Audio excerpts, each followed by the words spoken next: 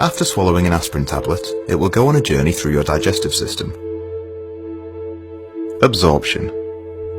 The tablet will travel down the esophagus into the stomach, where it is dissolved into much smaller particles.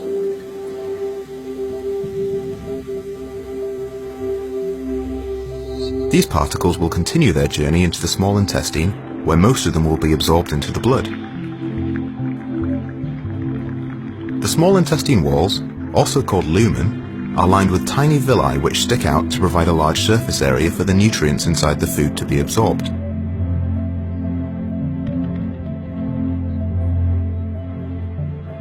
Looking closer at these villi, you can see they have a rich blood supply and they are covered in a thin layer of epithelial cells. The aspirin molecules will work their way through the epithelial cells and into the bloodstream, where they are carried around the body. Distribution. Blood plasma contains complex molecules called albumin. Albumin is a protein made by the liver which transports nutrients around the body. Albumin also binds to drugs that enter the bloodstream. Here you can see some of the aspirin molecules binding to the albumin. All the aspirin particles that have been bound will be filtered out as they pass through the liver, and only the remaining aspirin molecules will get through and have any effect on the body.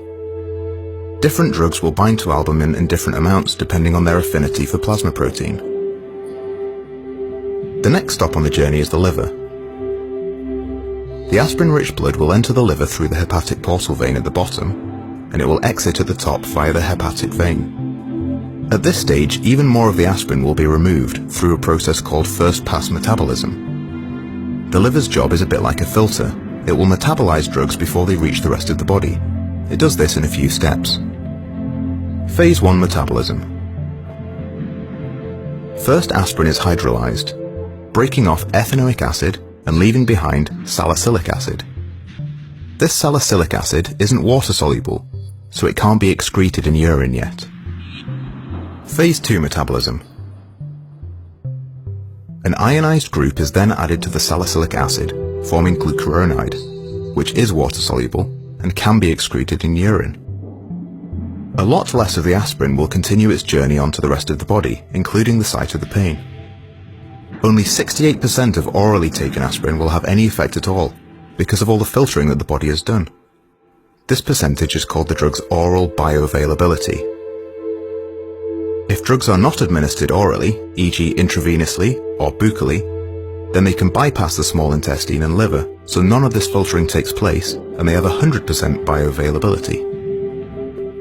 We are now at the site of some skin tissue damage. Tissues in the skin are creating prostaglandins, which are causing inflammation. The prostaglandins are sending messages to the nerves in the skin responsible for the sensation of pain. Once the aspirin arrives in the blood supply at the site, it prevents the production of prostaglandins in the tissue, which will reduce the swelling and stop the messages being sent to the nerves that are perceived as pain. Excretion. Any remaining aspirin in the blood will go round and round the blood supply, going back through the liver several times until it is all used up or filtered out of the body. It travels into the kidneys and then into the bladder for excretion.